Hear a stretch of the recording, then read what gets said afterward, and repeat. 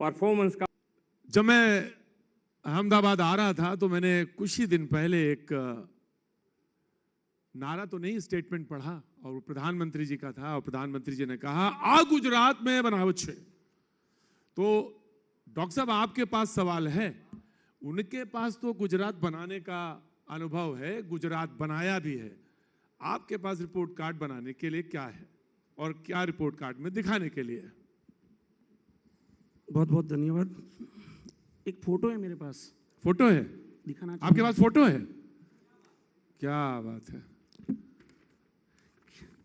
ये उनका गुजरात है, भाजपा का गुजरात, जहाँ टूटा हुआ मोरबी ब्रिज दिखेगा, एम्बुलेंस की कतारें दिखेगी, टूटे फूटे पुल दिखेंगे।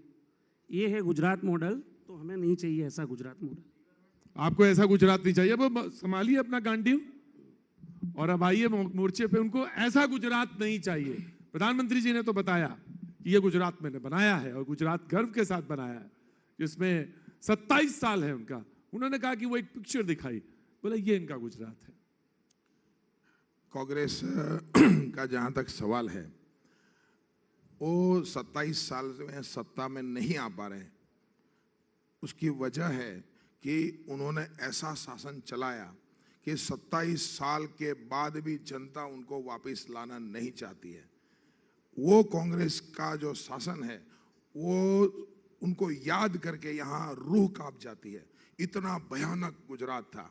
आज शांतिप्रिय गुजरात, आज प्रगतिशील गुजरात, आज सपनों की उड़ान के साथ उड़ने वाला गुजरात, आज विश्व के अंदर जो गौरव से कहो कि हाँ मैं गुजराती हूँ, वो वाला स्वाभिमानी गुजरात, आज 4,500 किलोमीटर की नर्मदा नहर वाला गुजरात, आज सरदार पटेल की 182 फीट ऊंचाई वाला गुजरात, आज जो गुजरात है वो 122 यूनिवर्सिटी वाला गुजरात। तो हम कह सकते हैं कि हमने गुजरात बनाया है।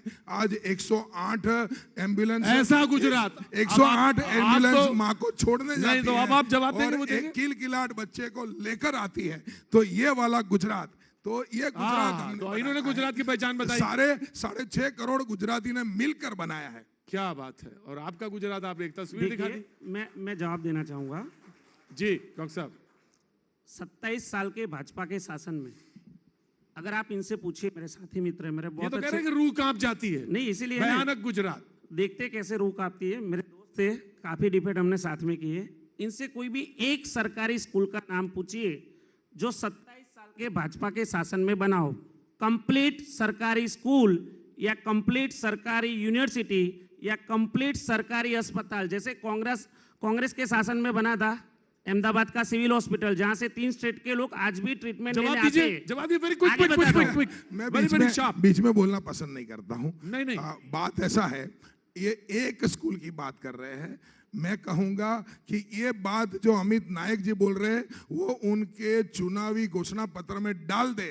11,000 स्कूल इन्होंने 96 में छोड़ी थी, आज 55,000 स्कूल है, यानी मतलब 44,000 स्कूल हमने बनाई है। राइट। मेरा जवाब तो नहीं ये मिला। सरकारी आंकड़ा है। एक नाम बता दे। मैं बताऊं मैं सरकारी स्कूलों के नाम, यूनिवर्सिटी, गुजरात यूनिवर्सिटी, उत्तर Gujarat university, Saurashtra university, civil hospital, university, 122 university बोला। मैं बीच में नहीं बोला। मैं आपको, आप बोलोगे उतने नाम गिना सकता हूँ अस्पताल के, सरकारी स्कूलों के। आप बोलोगे कि डेवलपमेंट क्या होता है, एयरपोर्ट, स्टेडियम, आप इनसे ये पूछिए। हमें इनसे कोई दिक्कत नहीं। मैं आपसे एक चीज पूछता हूं, इतना सब करा उसके बाद भी आप। हाँ, आपका बहुत अच्छा सवाल है। चूक कहाँ हो जाती है? नहीं, चूक कहीं पे नहीं है। आपके अपने आदमी आपके साथ छोड़ के चले जाते हैं। नहीं, कौन से आदमी छोड़ के जाते हैं?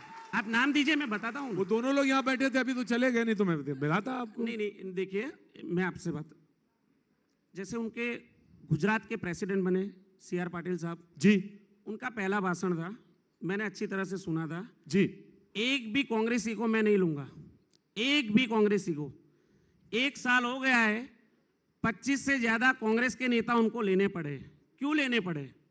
अच्छा, अगर उनको कार्यकर्ता बनाते, उनसे पानी बंटवाते, कहीं पे कुर्सियां साफ करवाते तो मुझे कोई दिक्कत नहीं थी। चुनाव में टिकट देना पड़ता है, सायरन वाली गाड़ी देनी पड़ती है, मंत्री पद देना पड़ता है। भाई ये मजबूरी क्या है? उनसे पूछिए ना, उनकी मजबूरी क्यों है ये सब? आज 27 साल के अच्छे शासन के बाद अगर उनको लोग वोट देते हैं, उनके लोग जीत के आते हैं। अभी पहली जो डिबेट हुई उसमें आया कि 2002 में 122-24 सीटें थी, फिर 115 हुई, 112 हुई, पिछली बार तो लुढ़क गए, 3 आंकड़ों में भी नहीं आए, 99 पे आए, तब 150 के पार का नारा वो ये लगा रहे कहते हैं थे। कि भाई आप देखिए ऐसा करते हैं कि आप 2-3 किलो गालियां जो है तैयार रखते हैं और 2-3 किलो गालियां रोज देते हैं पानी पी पी के। तो आप यही काम कर रहे हैं, इसीलिए नहीं आ रहे हैं आप। नहीं, देखिए वो मोदी जी की सोच होगी। हम जिस फील्ड में हैं, पॉलिटिकल फील्ड में, समाज सेवा में, जाहिर जीवन में, मैं बहुत छोटा आदमी हूँ, गुजरात कांग्रेस का प्रवक्ता हूँ। मैं सुबह से शाम तक अगर मेरा फेसबुक चेक करता हूँ तो 100, 200, 500 लोग मुझसे जुड़ने के लिए तैयार रहते हैं, क्योंकि मैं कुछ अच्छा काम करता हूँ।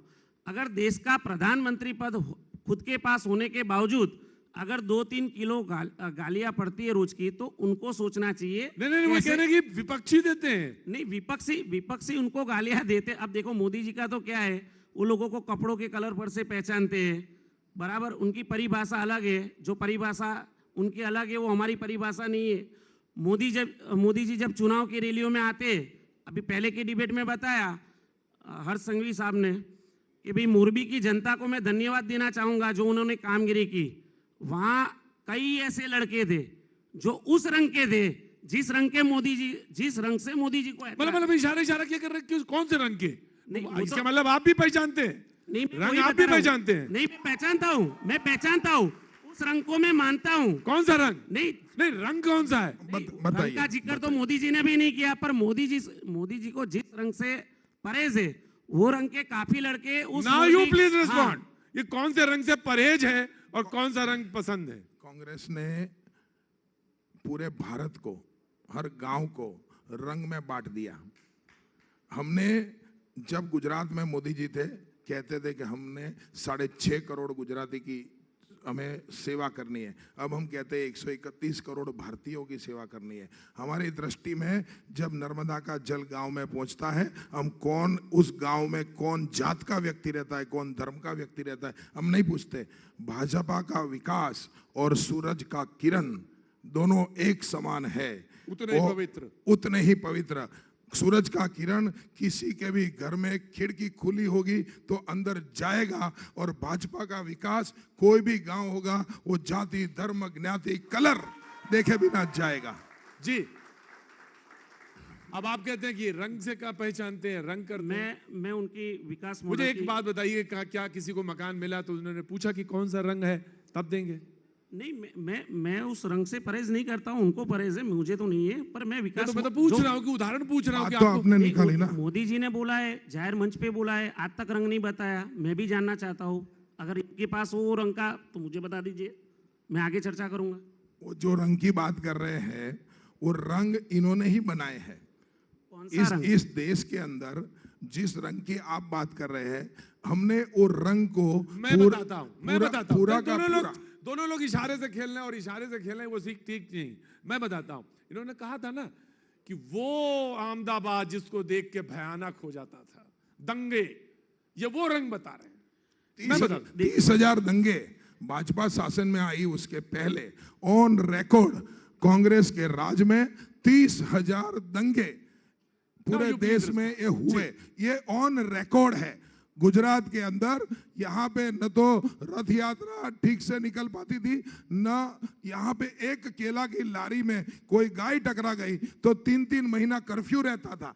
यहाँ पे बच्चा घर से निकले और 3 दरवाजा जाए तो माँ कहती थी कि बच्चा रात तक वापस ना आए, तो माँ बाप सोते नहीं थे।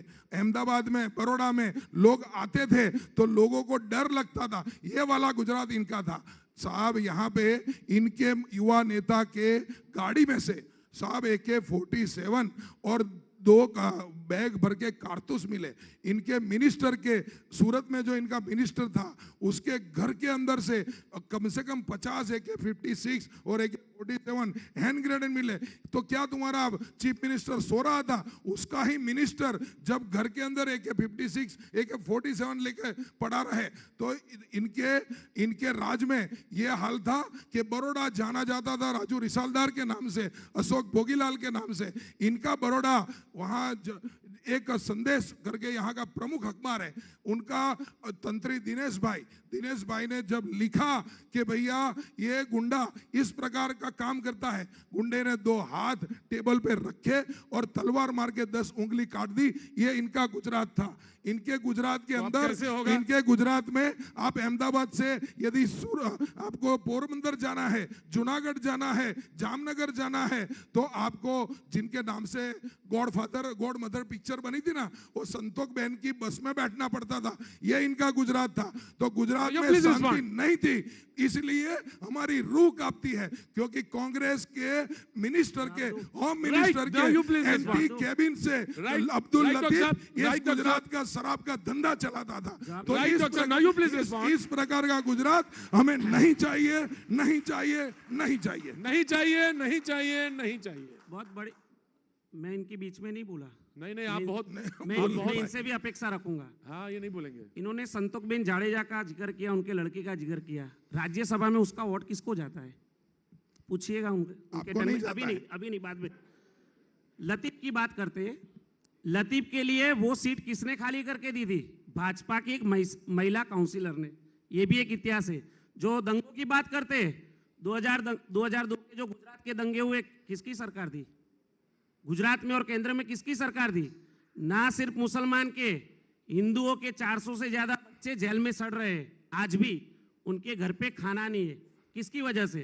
2015 के दंगे, पाटीदार अनामत आंदोलन के, पुलिस ने घर में घुस घुस के मारा है। वो पाटीदार कौन थे? गुजराती नहीं थे। थानगढ़ में दलितों को मारा गया, किसकी सरकार थी? दंगे हुए, किसकी सरकार थी? वहां आदिवासी पे अत्याचार हुआ, वहां वलसाड़ में किसकी सरकार है? पहला ऐसा गुजरात स्टेट है जहां पे पाटीदार आंदोलन में 2-2 महीने तक इंटरनेट सेवाएं बंद की गई थी, बसें बंद की गई थी, ट्रांसपोर्टेशन बंद किया गया था। भाई वो दंगे हुए तब किसकी सरकार थी? कौन करवा रहा था? पूछिए इनसे। जो गॉड मदर की बात करते हो, गॉड मदर का लड़का बगल में किसकी पार्टी को सपोर्ट करता है? बगल में बैठे, कान इनके बिल्कुल साफ है, जवाब देंगे। ये जो 2002 के दंगे की बात कर रहे हैं, किसकी सरकार थी? अरे आप बताइए कि इस गुजरात को बदनाम करने के लिए, आपने कहा 400 लोग जेल में है, ये इतने लोग ये है वो है, तो उस कांड के जो लोग थे, जो दरिंदे थे, उनको छुड़ाने के लिए जो तीस्ता सीतलवाड़ काम कर रही थी, उसके पीछे कौन सी पार्टी के नेता थे? ये गुजरात को बदनाम करना नहीं, गुजरात को खत्म करने वाले लोग के पीछे लोग हमेशा खड़े रहे। इनको चाहिए शासन, इनको चाहिए नरेंद्र मोदी को गाली देना, इनको चाहिए। जब ये नेहरू जी थे तब इनको सरदार नहीं अच्छे लगते थे, जब इनको इंदिरा थी तो इनको मोरारजी देसाई नहीं अच्छे लगते थे, जब इनको सोनिया गांधी थी तब इनको नरेंद्र मोदी अच्छे नहीं लगते थे। तो भाई इनको हमेशा से गुजरात अच्छा नहीं लगा है। ये गुजरात के विरोधी है। गुजरात इनको आंख में जो एक छोटा सा कण घुस जाता है, किरकिरी की तरह, गुजरात इनको अपमानित, यानी उनको अपना अपमान लगता है। जब वो छोटा आदमी, यहाँ से हर आदमी, सरदार बेचारे छोटे परिवार से थे, 135 रुपया बैंक बैलेंस के बाद मरे। मोरारजी देसाई और नरेंद्र मोदी, तीनों का कोई बैलेंस नहीं था, तो बैंक बैलेंस, तो ये जो बैंक बैलेंस बिना के और जनता का बैलेंस से रीच, ऐसे जो तीनों नेता थे, इनको किरकिरी की तरह खटकते थे। तो गुजरात इनको हमेशा से दुश्मन लगा। दरअसल क्या हुआ, ये पार्टी को गुजरात में वोट मांगने का अधिकार नहीं। अमित जी, अभी कुछ देर पहले गृह राज्य मंत्री यहाँ पे मौजूद थे, हर्ष जी, ये भी बैठे हुए थे, सुन रहे थे, मैं भी सुन रहा था। तो उन्होंने कहा कि ये गुजराती अस्मिता है, सिक्के के 2 पहलू हैं, एक ही सिक्के के 2 पहलू हैं, यानी गुजरात बीजेपी, बीजेपी गुजरात। दरअसल मुश्किल ये है 27 साल से ना आने पे, और वो कैसे लाएंगे, वो कहां से रिप्लेस करेंगे? देखिए 27 साल में आप आंकड़े चेक कर लीजिए, एंटी इनकम्बेंसी हर बार इनको कहीं ना कहीं इनका ग्राफ नीचे ला रहा है। और अगर वो बोलते झटका दे देगा उतना, अरे देगा, पक्का देगा। इसी मंच पे डिबेट करेंगे, पक्का। सुनिए सुनिए हाँ। ज्यादातर 90% से ज्यादा सरकार के लाभार्थी बैठे, मुझे उससे भी कोई दिक्कत नहीं है। सुनिए। हाँ। यानी गुजरात में हाँ, 90% हाँ, लोगों नहीं, तक मैं सरकार का लाभ पहुंचा है। मैं आ रहा हूँ, मैं मैं आ उनके रहा बीच मैं आ रहा हूँ, कांग्रेस के वक्त मुझे उनसे भी कोई परहेज नहीं। क्यों? उनका स्थान और रोल वही है, क्योंकि जब हमारी सरकार थी तब भी वो लोग वहीं पे बैठे थे, इसलिए मुझे उनसे भी कोई दिक्कत नहीं है। सुनिए, हमने सरदार पटेल स्टेडियम बनाया कांग्रेस के शासन में गुजरात में, सबसे बड़ा स्टेडियम। इनको मोदी स्टेडियम बनाना था तो भाई आपने गिफ्ट सिटी जैसी बाजू, वहां से 6 या 7 किलोमीटर के डिस्टेंस पे गिफ्ट सिटी है, करोड़ों हजारों करोड़ों रुपए की जगह इनके कई जो चेहरे उनको दे दी। भाई आप ऐसी जगह 99 साल के वो टोकन पे दे सकते हो। अगर आपको मोदी जी का नाम इतना बड़ा करना था, उनको इतना बड़ा। अच्छा एक बात बताओ भाई एक बात बताओ, मैं तो ये सवाल पूछूंगा कि आपने क्यों ले लिया पटेल जी के नाम पे और मोदी जी का नाम दे दिया, उस परिसर में उतना हिस्सा क्यों दे दिया, मैं सवाल पूछूंगा। लेकिन मैं पहले एक सवाल, आप मोदी जी से इतनी परेशानी क्यों है? बिल्कुल नहीं है। जो परेशानी भाजपा को गांधी विचारधारा से और सरदार विचारधारा से, उतनी परेशानी हमको मोदी विचारधारा से। यहाँ महात्मा गांधी के मंदिर तोड़े जाते, दिखाए ना आपने, आपके न्यूज चैनल पे भी बताए। पूछिए कौन है वो लोग, इनकी सरकार है ना, पूछिए। वो तो क्वेश्चन, वहां गोडसे के मंदिर बनते, कौन बना रहे? जामनगर गुजरात का एक हिस्सा है, वहां गोडसे के मंदिर बनते। इनसे पूछिए वो मंदिर कौन बना रहा है? गांधी को बदनाम करके गोडसे के मंदिर बनाने वाले लोग कौन है? और कोई भी घटना होगी गुजरात में, एक भी चमरबंदी को छोड़ा नहीं। भाई पकड़ो तो सही पहले भाई एक बात तो मैं बहुत साफ बोल देता हूं, क्योंकि मैं यहाँ पे एंकर के तौर पे बैठा हूं, तो मेरा ये कर्तव्य कि बोलना, ये गांधी का देश है, गांधी का प्रदेश है, गोडसे यहाँ पे नहीं चलेगा। पूछिए ना, तो मंदिर क्यों बना? पूछिए। मैं पूछ लूंगा, ही विल आंसर। पूछिए। जामनगर गुजरात के बाहर ले जाएंगे तो मैं वो तो ये जवाब देंगे, ये जवाब देंगे। जामनगर गुजरात के अंदर है तो उनसे वो जवाब देंगे, बिल्कुल जवाब। दोनों परिसर आपने क्यों, इनका बार बार ये कहते हैं कि परिसर आपने ले लिया मोदी जी के नाम पे, और दूसरा इन्होंने वो सवाल पूछा।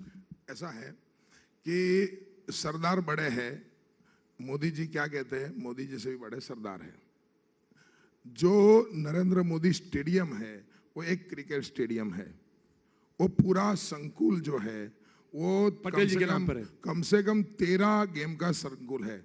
तो जो जहां पे सरदार पटेल संकुल है उसमें एक स्टेडियम का नाम है नरेंद्र मोदी जी स्टेडियम। तो इनको वो संकुल नहीं दिख रहा है, लोगों को ये नहीं बताना है कि सरदार पटेल संकुल के अंदर 13 स्टेडियम में से एक स्टेडियम का नाम नरेंद्र मोदी स्टेडियम है। इनकी नफरत का हालत यह है कि ये दिखते ही जो है वो जो उनको देखना है। और गांधी का गुजरात है ये, दांडी यात्रा का जो पथ था उसमें करोड़ों रुपए का खर्च करके गांधी को फिर से जीवंत किसने किया? इन्होंने तो नेहरू के अलावा सबको मार दिया था। इन्होंने गांधी परिवार के अलावा, नेहरू परिवार के अलावा तो भगत सिंह को बुला दिया, राजगुरु को बुला दिया, सावरकर को बुला दिया, चंद्रशेखर आजाद को बुला दिया। इस देश के सभी क्रांतिकारियों को, स्वतंत्र सेनानी को, सबको बुला दिया। इतिहास ही ऐसा पढ़ाया गया कि हम लोग हमारे इतिहास पे गौरव ना कर सके। जब हमने ये खोए हुए किरदार को हमने लोगों के सामने लाया तो इनको इतना दुख हो रहा है। तो अरे भाई, गोडसे का मंदिर किसने बनाया? भाई हमने नहीं बनाया, किसने कहा? कोई बोलता है ना भाई। तो आप कितना भी कहना चाहोगे तो ये होगा नहीं, ये होगा। आपके पास कोई प्रूफ है? मैं टीवी पे ऑन एयर हूँ, नाम बोलिए। नाम नहीं है आपके पास, पुलिस इनकी अरे पुलिस ने कर दिया जो उनका करना था। बात ऐसा है, मंदिर नहीं बनना चाहिए पर बना, किसने बनाया नहीं पता, यानी सरकार सो रही है। नहीं, गुजरात की भाजपा सरकार सो रही है। आप जो आपने जो भुलाने का कोशिश किया वो 70 साल को भूल जाते हैं। आप 70 साल में बोलिए ना, गांधी जी कहाँ थे? गांधी जी को आप भुला दिए गए। गांधी जी के विचार को भुलाते क्या? मेरा कहना है कि आप पकड़ के नहीं रख पाते हैं ढंग से, आप पकड़ के इस तरह से नहीं रख, पटेल जी को आप नहीं ढंग से पकड़ पाए, इन्होंने ले लिया आपसे। देखिए, आप मुझे इतना बता दीजिए, क्या सरदार साहब का स्टैच्यू बनाने से और उनकी विचारधारा को साइड में रख के सरदार साहब बड़े हो जाएंगे?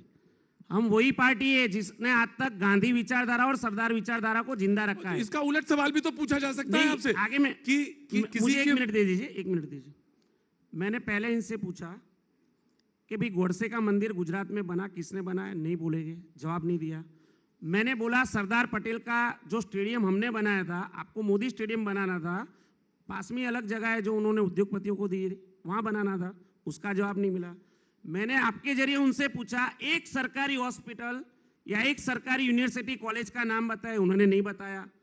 मैं आपसे फिर पूछ रहा हूं कि अगर मैंने जो प्रश्न पूछे उसमें से किसी का भी उत्तर अगर वो नहीं देना चाहते, कोई बात नहीं, आप बोलते हो गांधी जी को और सरदार जी को आप पकड़ के नहीं रख सकते।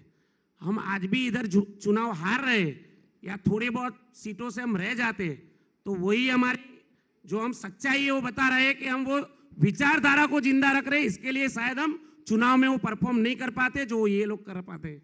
अब आप उनसे पूछिए। आप मिलावट करते हैं, इसके मतलब ये कह रहे हैं? हम कोई मिलावट नहीं करते हैं, हमारी दिशा बहुत स्पष्ट है। हमारा दिशा है कि ये देश आगे बढ़ना चाहिए। इस देश को आगे बढ़ना है तो लोगों को प्रगति देना होगा, और प्रगति की पहली शर्त है शांति और विकास की मानसिकता।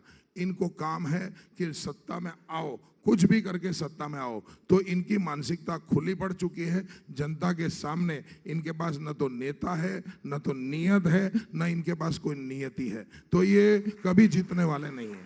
नेता है ना नियत है? अगर नेता नहीं है, नियत नहीं है, नियति नहीं है, तो 20 साल के चुनाव के परिणाम आपने खुद नहीं बताए। डे बाय डे इनका ग्राफ नीचे जा रहा है, हमारा ऊपर आ रहा है। कभी ये नारा लगाते अब की बार 150 के पार सुरसुरिया हो जाता है, कभी ये बोलते 182 के पार आ रहा है रिजल्ट 8 दिसंबर को देखेंगे तब भी। दूसरी बात मैं आपको बताना चाहता हूँ, आप आंकड़ों पे जाएंगे, कोई जवाब नहीं देगा आपको। मैं पूछूंगा 6000 से ज्यादा सरकारी स्कूल गुजरात में क्यों बंद किए गए, मुझे जवाब नहीं देंगे। जी जवाब मैं पूछूंगा कि सरदार पटेल स्टेडियम बोले उसका एक छोटा सा पैरा मोदी साहब का नाम। अरे भाई उससे बड़ा स्टेडियम बनाना था, जगह भी है आपके पास, नहीं हो तो मैं दिखा देता हूँ कहाँ कहाँ गुजरात में जगह है। आप कोई एक ऐसी चीज बता दो मुझे, अमित भाई मेरे नाम से ही नाम है, एक ऐसी चीज बता दो जो संपूर्ण आपका मॉडल दिखे। संपूर्ण सिविल तो कांग्रेस, ये तो कह रहे हैं ना पूरा गुजरात मॉडल ही यही है। अरे मैं बताता हूँ कैसा मॉडल है। सिविल अस्पताल है, कांग्रेस मॉडल है, पर उसमें एक छोटा सा किडनी हॉस्पिटल बना दो, रिबिन कटवा दो, वो हो गया गुजरात का विकास मॉडल। अहमदाबाद का रेलवे स्टेशन है, कांग्रेस के शासन में बढ़ा, उसमें एक पटरी उन्होंने ज्यादा नहीं बढ़ाई है, उसपे वो एक नई डबल इंजन जैसी कोई ला दो ट्रेन, उसकी रिबिन कटवा दो, वो विकास मॉडल है। डबल इंजन की बात करता है, उनसे पूछिए आप, डबल इंजन सरकार में गुजरात का इंजन बार बार क्यों बदलना पड़ता है, क्यों फोटो बदल जाता है? और इस बार तो ये हालात है कि वो डबल इंजन का स्लोगन है, आप यहाँ गुजरात घूमे हैं ना इस बार चुनाव में, ऊपर लिखा है डबल इंजन सरकार, नीचे सिर्फ मोदी जी का फोटो है, भूपेंद्र भाई का कहाँ है पूछिए तो सही। जी आप बदल देते बार बार इंजन इधर का। इनकी दिक्कत ये है, वो फूफी वाली हालत है इनकी। कौन वाली? वो फूफी जो होती है ना, हाँ। वो बच्चे का नाम रख देती है, फिर बच्चा बड़ा बन जाता है, तो इनको दिक्कत होती है कि नाम तो मैंने रखा है, बच्चा बड़ा कैसे हो गया? अरे तो क्या बच्चा छोटा रह गया? अरे भाई, अरे भाई, एशिया का सबसे बड़ा अस्पताल, एशिया का सबसे बड़ा अस्पताल इन्होंने कम से कम 2-3 बिल्डिंग छोटा सा बनाया था। अभी एशिया का सबसे बड़ा तो मोदी जी ने बनाया। इन्होंने, नेहरू जी पत्थर रख के गए थे, 35 साल तक नर्मदा हिली नहीं। आज नर्मदा को सबसे बड़ा बांध बनाकर 4,500 किलोमीटर की नहरें और मेन कैनाल 600 किलोमीटर की बना दी, तो 900 किलोमीटर की। तो इनको दिक्कत है भाई, ये कैनाल हमने बनाई, बराबर। इनको लगता है कि भाई इतनी यूनिवर्सिटियां क्यों बन गई, 122 यूनिवर्सिटी क्यों बन गई?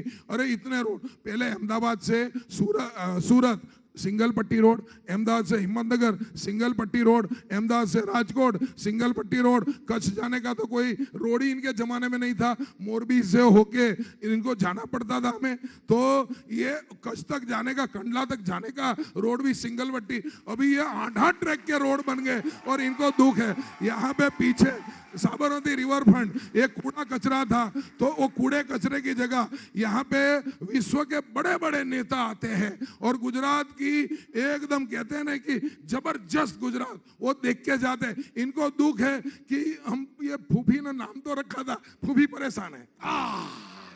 अब आप सुनिए, देखिए इन्होंने एक चीज और बोली, इन्होंने कहा कि ये जो है जबरदस्त गुजरात है।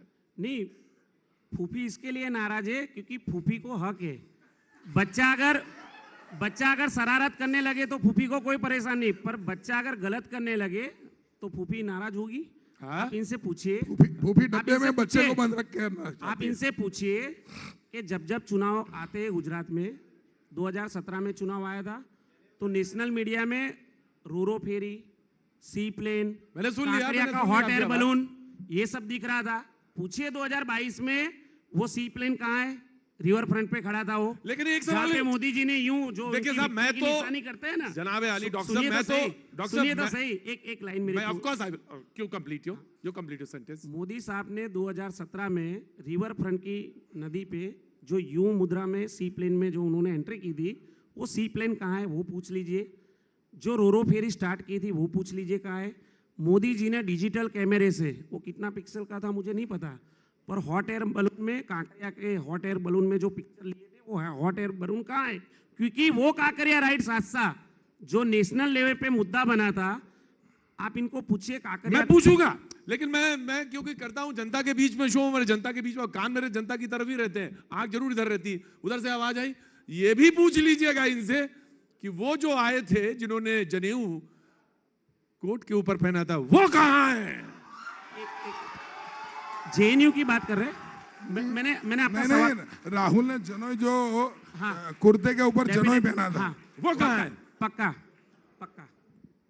देखिए, जिस प्रदेश का चुनाव हो वहां आदमी गया हो कि नहीं गया हो उसकी बात करना, वहां के हादसे सुनाना, फोटोग्राफी करना, अपनी सरकार के सामने मुद्दों पे जो युवा अपने अधिकार की बात करे उनको आंदोलन जी बोलना, ये सब नाटक करके जनता के वोट बटाने से अच्छा है। अब राहुल जी को बोल रहे हैं कि जनोई वाले कहाँ हैं, तो मैं डेफिनेटली, वो भाई साहब की बात है, मैं राहुल जी तक पहुंचाऊंगा कि एक आध फोटो सेशन ऐसा रखे इधर आए तो वो जनोई वाला फिर से आपको फोटो सेशन में दिखे। क्या बात है? आपकी बात में उन तक पहुंचा, जनोई वहीं पे, डॉक्टर साहब राहुल जी भी वहीं है, पर जब इधर आएंगे तो वो फोटो दिखाने का मैं प्रयास करूंगा, उनको न्याय देने की बात बिल्कुल। करूंगा। डॉक्टर साहब ने रिप्लाई किया आपके सवाल का जवाब। जी, नाउ यू प्लीज। इसमें क्या प्रॉब्लम है कि किस इंजन में या नहीं प्रॉब्लम, आपने राहुल गांधी जी का जी। कहाँ है आपने पूछा, तो दिक्कत क्या है कि रात को मम्मी इधर सोती है, पापा इधर सोते हैं, बीच में बच्चा सोता है, भयानक सपना देखता है, बच्चा जाग जाता है और डर जाता है, फिर 2-4 रात सोता नहीं, बराबर। अभी राहुल जी को, पर माँ बाप क्या करते हैं, उसको हिम्मत देते हैं, दूसरे दिन वो अच्छी तरह नींद लेता है। पर दिक्कत यह है कि राहुल जी गुजरात में आके 2 बुरे सपने देके इतने डर गए कि अभी इनको बड़े नेता को समझाना चाहिए, डरना नहीं चाहिए, गुजरात आना चाहिए। वो गुजरात आएंगे, हमें अच्छा लगेगा कि ताकि कोई तो हमारा काम कांग्रेस में से करे।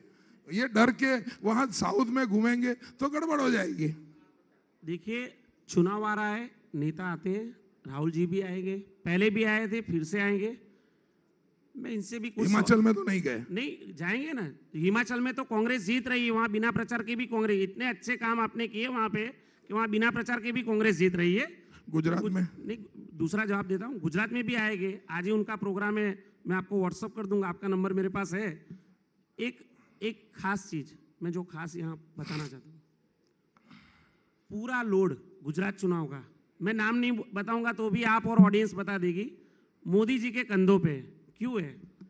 अभी 5-7 मिनट में जिनकी डिबेट है, हमारे भाजपा के बड़े नेता अमित शाह जो आने वाले हैं, उनको लोग चाणक्य बोलते हैं, बीजेपी के लोग। वो चाणक्य जब पार्टी के प्रेसिडेंट थे, उसके बाद 5 स्टेट के चुनाव हारे वो लोग, पर अभी उसकी बात नहीं करेंगे। राहुल जी के चुनाव दौरे में एक दो चीज हम हार गए, एक दो स्टेट हार गए, तो राहुल जी को हाईलाइट करेंगे 22 उनके स्टेट बारे हार में। गए। लेकिन नहीं, मैं 22 लेकिन स्टेट मैं हार गए। दोनों को मैं शांत करता हूं, लेकिन दोनों को एक ही सवाल है। बड़े बड़े आप लोगों ने चीजों के दोनों लोग लड़ाई कर रहे थे, लेकिन एक सवाल पे इतनी जबरदस्त एकता है दोनों में कि दोनों का एक ही जवाब होगा, और मैं जानता हूं वही जवाब है। आपकी टक्कर किससे है भाई साहब? क्या आपकी टक्कर किससे है चुनाव में? बीजेपी से? आपकी टक्कर किससे है भाई साहब? कांग्रेस से। तीसरी नहीं है। नहीं, उसका भी जवाब मैं देना चाहूंगा, उसका जवाब दोनों का हाँ, दोनों का देखिए। जवाब एक ही होगा, और मैं जानता हूं यहाँ दोनों लोग एक है। बिल्कुल। नहीं नहीं, बढ़िया जवाब है मेरे पास। हाँ जिस तीसरे पार्टी की आप बात कर रहे हैं, हाँ हमारे गुजरात में वैकेशन होता है गर्मियों में, तो एक सर्कस वाला है, वो डेफिनेटली आता ही आता है। अच्छा, वो सर्कस का पंडाल खोल देता है, जब वैकेशन खत्म हो जाता है वही सर्कस का पंडाल लपेट के चला जाता है जहाँ पे वैकेशन अब आता है। देखिए वो सर्कस के अंदर क्या होता है ये बताएंगे। मैंने जो जवाब दिया हाँ वो लोकतांत्रिक जवाब दिया कि हम किसके सामने लड़ रहे हैं, तो कांग्रेस के सामने। पर उसका जो विस्तृत जवाब है कि हम अस्थिरता वाली मानसिकता के सामने लड़ रहे हैं। हम ऐसी मानसिकता के सामने लड़ रहे हैं जो गुजरात को पीछे रखना चाहती है। हम ऐसी मानसिकता के सामने लड़ रहे हैं जो गुजरात का बुरा होता देख जिनको बहुत खुशी होती है। तो हमारी लड़ाई ऐसी मानसिकता के सामने है जो बहुत बहुत जो शुभकामनाएं, गुजरात का विकास रोकना चाहती है। बहुत बहुत शुभकामनाएं दोनों को। बहुत बहुत चर्चा के थैंक यू लिए, सो मच, गंभीर थैंक यू। चर्चा के लिए बहुत बहुत शुक्रिया आप सभी खास मेहमानों का। मैं अपने सहयोगी अमिताभ सिन्हा जी से निवेदन करूंगी कि वो मंच पर आए और हमारे मेहमानों को धन्यवाद दें।